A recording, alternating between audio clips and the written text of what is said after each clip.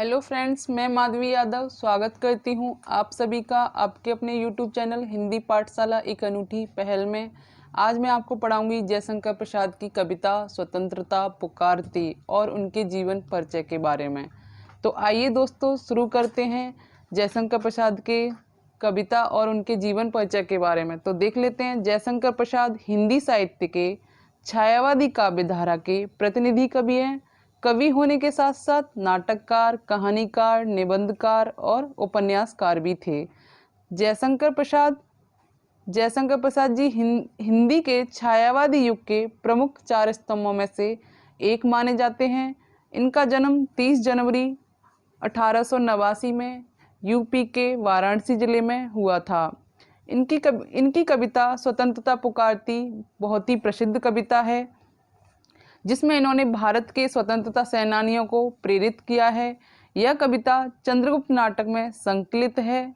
इसमें विदेशियों से भारत का संघर्ष और उस संघर्ष में भारतीयों की विजय होती है और प्रसाद जी के मन में भारत की गुलामी को लेकर जो गहरी व्यथा थी, उस व्यथा को इस कविता के माध्यम से व्यक्त किया है। इस ऐतिहासिक प्रसंग के माध्यम से इन्होंने अपने इसी विश्वास को वाणी दी है। यह नाटक त्याग और त्याग से सिद्ध हुए राष्ट्रीय एकता की कहानी को व्यक्त करता है। यह कविता हिमाद्री तुरुंग सुरुंग से एक प्रणय गीत है, जो चंद्रगुप्त नाटक में अलका के द्वारा समवेत स्वर में गाया गया है। प्रस्तुत गीत में राष्ट्रीय भावना को अभिव्यक्त किया गया है। प्रसाद जी ने नारी पात्रों के माध्यम से राष्ट्रीय भावना को आर्य संस्कृति की ठोस जमीन पर प्रस्तुत किया है। इस राष्ट्रीय भावना के अंतर्गत एकता, राष्ट्रीयता की भावना पाई जाती है। जैसे अलका, मल्लिका जैसी स्त्रियां आज के परिप्रेक्ष्य में पथभ्रष्ट मनुष्यों को देश प्रेम की भावना से प्रेरित कर सन्मार्ग पर चलने की बात करती हैं। आज स्त्री विभिन्न सामाजिक समस्याओं से भी जूझ रही है। वह अपनी अस्मिता के लिए संघर्षशील है और स्वतंत्रता के लिए प्रयासशील भी है। तो इस कविता में कवि बताता है कि स्वतंत्रता अपने आप में कैसी है, प्रभाववान और प्रकाशित होती है। तो स्वतंत्र व्यक्ति हो या स्वतंत्र देश हो, तो उसका अपना सुख और आनंद अलग ही होता है, क्योंकि स्वतंत्र मनुष्य बड़े उत्साह से, प्रसन्नता से अपने कार्य करता है। आइए दोस्तों देखते हैं जयशंकर प्रसाद की कविता स्वतंत्रता पुकारती, जो चंद्रगुप्त नाटक में संकलित है। तो हिमाद्री तुरुंग सुरुंग से प्रबुद्ध शुद्ध भारती, स्वयं प्रभा स्वमज्जला स्वतंत्रता पुकारती। अमृत वीर पुत्र हो, दृढ़ प्रतिज्ञ सोच लो, प्रशस्त पुण्य पंथ है, बड़े चलो बड़े चलो। असंख्य कीर्ति रश्मियाँ विकीर्ण दिव्य दहासी, सपुत्र मातृभूमि के रुको न सूर साहसी। आरत सैन्य सिंधु में सुवाड़ अग्नि से जलो, प्रवीर हो जय बनो, बड़े चलो बड़े चलो। तो आइए दोस्तों देखते हैं हिमाद्री जो तुरुंग सुरुंग से, उसका जो व्याख्या है, उसका संदर्भ, प्रसंग, ये सब चीज़ें देख लेते हैं। संदर्भ, प्रसंग, व्याख्या। पहले लिखेंगे हम संदर्भ, फिर लिखेंगे प्रसंग, फिर लिखेंगे व्याख्या।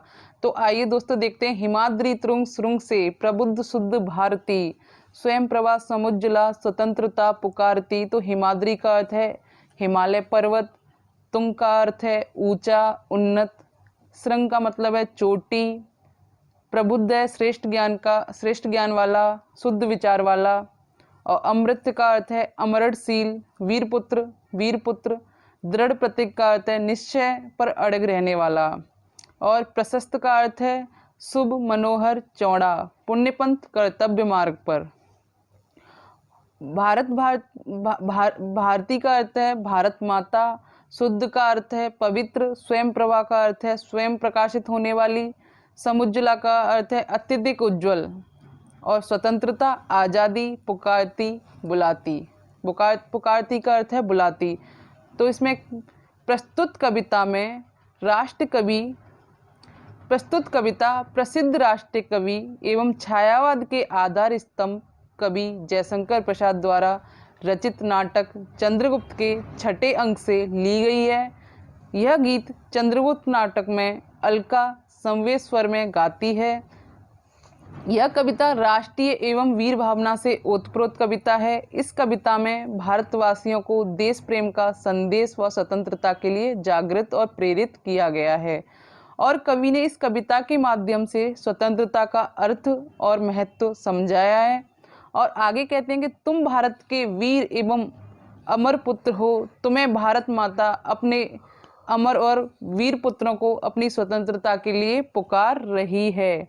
कवि कहता है कि हिमालय की ऊंची ऊंची चोटियों से भारत माता अपने पुत्रों को स्वतंत्रता के लिए क्या कर रही है, आवाज लगा रही है, क्योंकि अंग्रेजों ने उन ऊंची ऊंची चोटियों पर भी अपना आधिपत्य कर लिया। हमारी रक्षा कर रहा है, तो हिमालय पर्वत हमारे देश का क्या है, रक्षक है। उसे भी अंग्रेजों ने क्या किया है, हथिया लिया है। तात्पर्य यह है कि हिमालय की उन्नत चोटियों से भारत माता स्वयं अपनी स्वतंत्रता के लिए अपने वीर पुत्रों को क्या कर रही है, स्वतंत्रता के लिए पुकार रही है। कवि आगे बताना चाह रहा है कि क्यों भारत माता स्वतंत्रता के लिए पुकार रही है, क्योंकि स्वतंत्रता हमारा क्या है, जन्म सिद्ध अधिकार है। इसके अभाव में हम क्या करेंगे, अपने देश का पूर्ण विकास नहीं कर पाएंगे, क्योंकि स्वतंत्रता का अपना एक अलग ही अस्तित्व होता है, अलग ही पहचान होती है, अलग ही प्रकाश होता है। इससे पूरे जन समुदाय का विकास होता है, सभी की उन्नति होती है, और उन्नति तभी संभव है जब हम स्वतंत्र होंगे, क्योंकि स्वतंत्र व्यक्ति ही अपने तरीके से नए विचार, नई तकनीकी, नवीन ऊर्जा से क्या होता है, विकासमान होता है। कवि अलका के माध्यम से कहना चाहता है कि तुम भारत माता के वीर पुत्र हो, तुम सभी को दृढ़ प्रतिज्ञा करनी होगी कि हमें स्वतंत्रता के लिए देशवासियों के मन में जागृति लानी होगी और स्वतंत्रता की प्राप्ति करनी होगी। कवि बता रहा है कि हिमालय के ऊंचे शिखरों से, मतलब हिमालय के ऊंचे शिखर से प्रबुद्ध विशुद्ध सरस्वती अपनी प्रवाह से स्वयं प्रकाशित होने वाली, जो स्वयं प्रोत्साहित और सर्वदा स्वतंत्रता के लिए क्या कर रही है, बार बार पुकार कर रही है। कहती है, हे भारतवासी, तुम देवी के पुत्र हो, भारत के अमर पुत्र हो, जो कभी न मरने वाला। अमर पुत्र कहते हैं जो कभी न मरने वाला। तो वीर पुत्र हो, फिर भी तुम्हें मृत्यु से भयभीत होते हुए शोभा नहीं देता। अगर तुम्हें मृत्यु से भयभीत होते शोभा नहीं देता, केवल एक दृढ़ प्रतिज्ञा कर लो, यही सोच लो कि तुम्हें कितनी भी बाधाएं या कितनी भी कठिनाइयां तुम्हारे रास्ते में आए, अपने कर्म पर, अपने धर्म पर, कर्तव्य पर चलते चलना है। मार्ग प्रशस्त है, इसकी राह में कोई बाधा नहीं है, और अपने कर्तव्य मार्ग पर क्या करना है, बढ़ते चलना है, और बढ़ते ही चलना है, रुकना नहीं है। तो आइए दोस्तों हम देखते हैं जो इनका सेकंड पैरा है। असंख्य कीर्ति रश्मियां विकीर्ण दिव्य दाहसी, सपूत्र मातृभूमि के रुको न सूर सहासी, आरत सैन्य सिंधु में सुबाड़ अग्नि से जलो, प्रवीर हो जय बनो बड़े चलो बड़े चलो। तो यहाँ पे असंख्य का अर्थ है अनेक, कीर्ति का अर्थ है प्रसिद्ध, यश ख्याति, रश्मियां का अर्थ है किरण, विस्तीर्ण का अर्थ है विस्तृत विशाल प्रचुर व्यापक, और शत्रु का अर्थ है दुश्मन, सुबाड़ अग्नि का अर्थ है समुद्री आग, प्रवीर का अर्थ है अच्छा वीर। तो आइए दोस्तों देखते हैं आगे कवि आगे क्या कहते हैं, कि जो कविता का मैंने प्रसंग बताया है वही यहाँ पे सेम लिखना है। तो आगे देखते हैं, कवि कह रहा है कि यह सच है कि तुम्हारे पास कोई मार्गदर्शक या कोई पथ प्रदर्शक नहीं है। यह चिंता करने वाली बात नहीं है कि तुम्हारे पास कोई मार्गदर्शक नहीं है, न कोई पथ प्रदर्शक है। यह चिंता करने वाली बात नहीं है। तुम्हारी यश किरणें दिव्य और अलौकिक ज्वाला बनकर तुम्हारे मार्ग को बताती चलेंगी।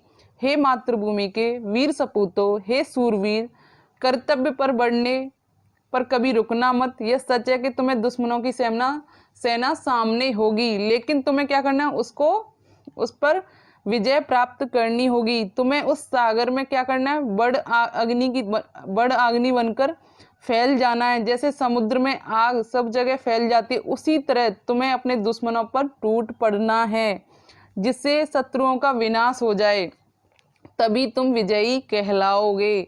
इसलिए तुम्हें अपने कर्तव्य पथ पर बढ़ते ही चलना है, रुकना नहीं है, झुकना नहीं है। कवि कह रहा है कि जो सूरवीर देश के लिए, अपनी मातृभूमि की स्वतंत्रता के लिए शहीद हो जाते हैं, उनकी यश रूपी किरणें पूरे वायुमंडल में क्या होती हैं, फैल जाती हैं।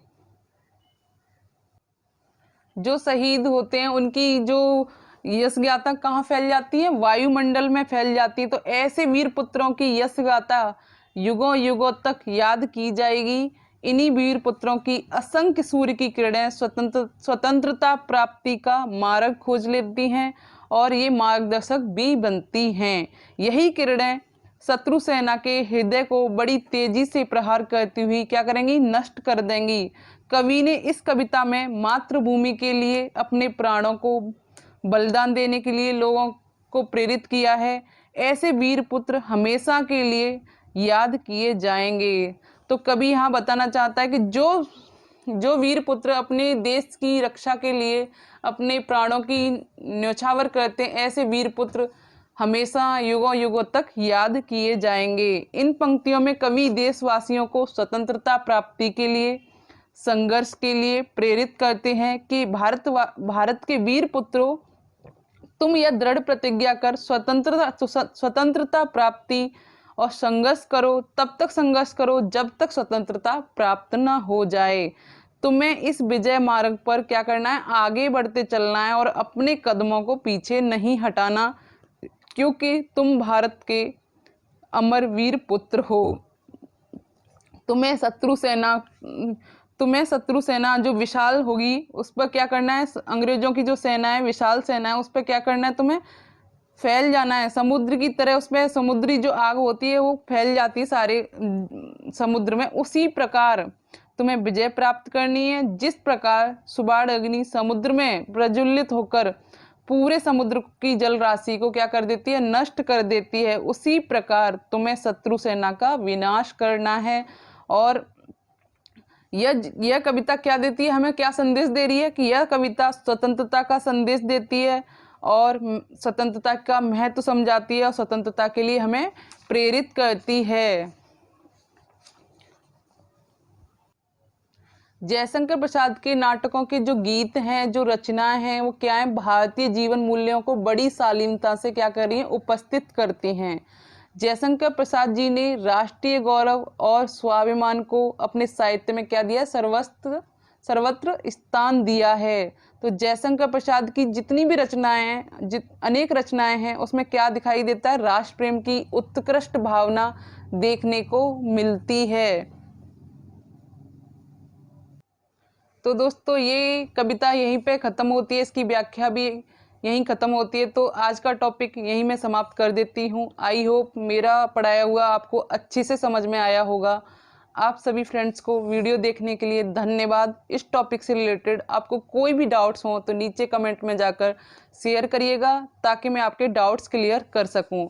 अगर वीडियो पसंद आए तो वीडियो को लाइक करो, शेयर करो, और जो भी इस चैनल पर नए हैं तो सब्सक्राइब करें चैनल को, ताकि आगे आने वाले लेटेस्ट वीडियो का नोटिफिकेशन आप लोगों को मिलता रहे। तो मिलते हैं जल्दी एक और नई वीडियो के साथ दोस्तों। तब तक आप अपना ख्याल रखिए, ध्यान रखिए और खुश रहिए। धन्यवाद दोस्तों।